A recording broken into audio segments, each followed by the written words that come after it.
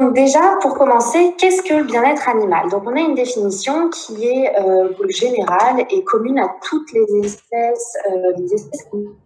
Donc elle est définie comme étant un état mental et physique positif de l'animal, lié à la satisfaction de ses besoins physiologiques et comportementaux, ainsi que de ses attentes.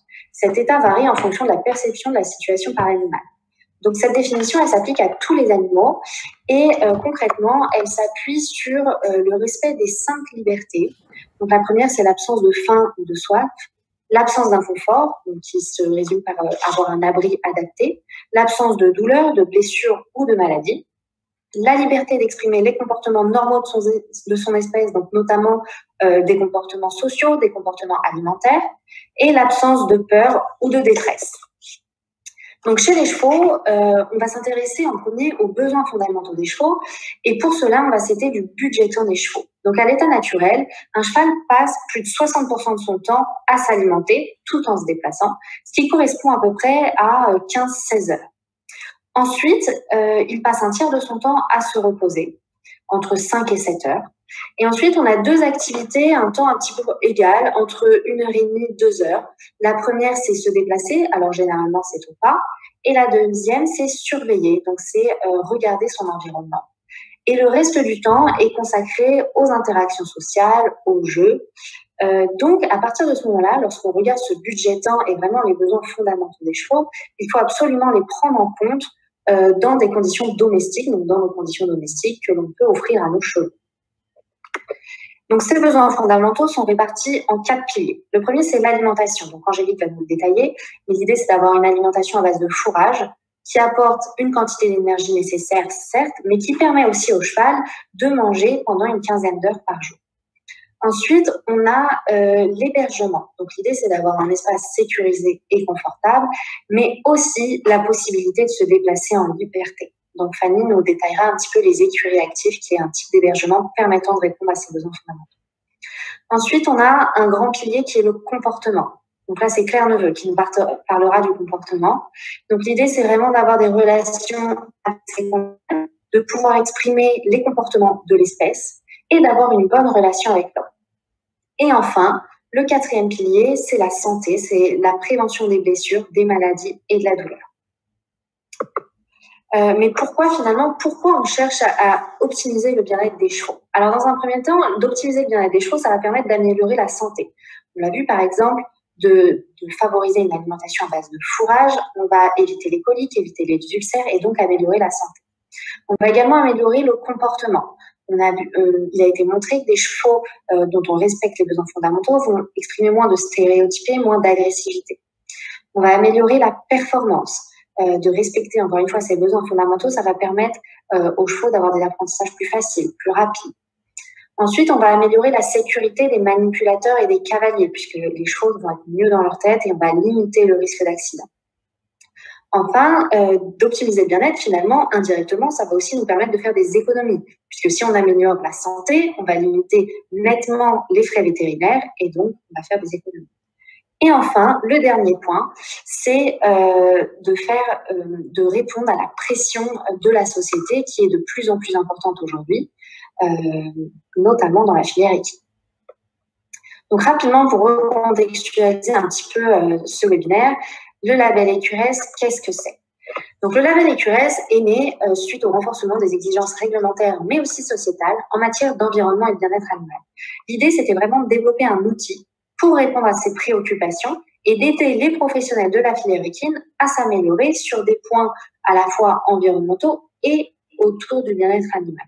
Donc, pourquoi EQRS? Ça vient du latin equus, cheval, et res pour respect de l'environnement et du bien-être. Tous les établissements équins peuvent être labellisés, quelle que soit leur activité, leur taille ou leur localisation. Que ce soit des entraîneurs, des éleveurs, des centres équestres, des écuries propriétaires, tout établissement qui héberge des chevaux peut être labellisé. Le label est intéressant pour toute la filière équine. Alors, les exploitations équines elles-mêmes, puisque c'est elles qui vont bénéficier des conseils, qui vont pouvoir se mettre en valeur par rapport aux autres, les clients de ces exploitations, les fournisseurs de biens et de services, mais aussi le grand public, puisqu'on a vu, il prend une place de plus en plus importante aujourd'hui sur ces questions autour du bien-être animal. Donc aujourd'hui, c'est le premier label en faveur de l'environnement et du bien-être animal de la filière équine. Nous avons 130 structures labellisées et une quinzaine d'évaluateurs répartis sur tout le territoire pour répondre aux différentes demandes. Le label est reconnu. Il est notamment partenaire avec la Charte nationale pour le bien-être équin, qui est portée par la Fédération nationale du cheval. Et tous les labellisés QRS peuvent afficher leur appartenance à cette charte. Il est également reconnu par le ministère de l'Agriculture en tant que seule démarche de qualité reconnue de la filière équine. Le label EQRS s'appuie sur un certain nombre d'engagements. Donc, assurer le bien-être animal et les soins adaptés, c'est vraiment ce qu'on va détailler par la suite. Mais il s'appuie aussi sur un certain nombre d'engagements environnementaux, notamment la préservation des ressources naturelles, de la biodiversité, le recyclage des déchets, de limiter les consommations d'énergie et d'eau, de privilégier tout ce qui est local. Et il s'appuie, à partir de ces 9 engagements, il comporte également 3 niveaux pour permettre aux entreprises de monter progressivement les échelons dans une démarche d'amélioration continue. Voilà un petit peu pour recontextualiser. Et maintenant, je vais passer aux pratiques qui sont préconisées par le label EQRS. Donc, la première, c'est une alimentation de fourrage, pour permettre au cheval de mastiquer pendant 15 heures par jour et d'apporter la quantité nécessaire, la quantité d'énergie nécessaire. Donc, Angélique va le détailler, mais globalement, ce qu'on conseille, c'est d'avoir au minimum 12 kg de foin par jour pour un cheval de 500 kg. Une autre pratique importante, c'est d'avoir un espace propre, sec et sécurisé pour le repos.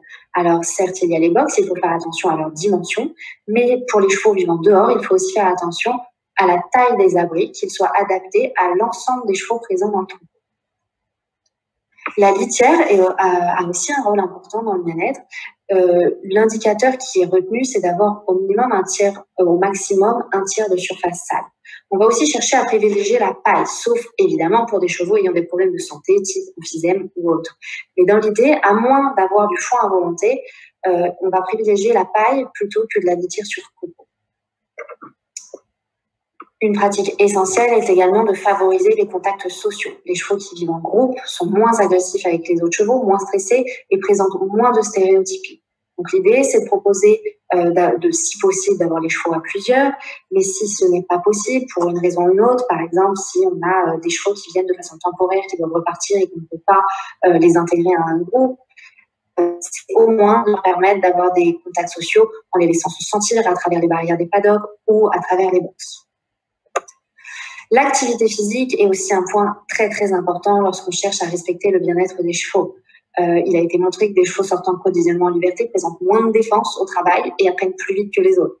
Donc l'idée, c'est vraiment de sortir au maximum les chevaux en liberté, quels qu'ils soient. Et la dernière thématique liée au bien-être, c'est vraiment le suivi de la santé. Donc on va chercher à suivre la santé générale des chevaux, donc tout ce qui est vaccination, vernifluation, mais aussi tout ce qui est soins dentaires, soins des pieds, mais aussi soins complémentaires. C'est vrai qu'en apportant plus de bien-être aux chevaux, on va également leur permettre d'être plus performants. C'est vraiment des choses qui sont très importantes quand on parle de bien-être des chevaux.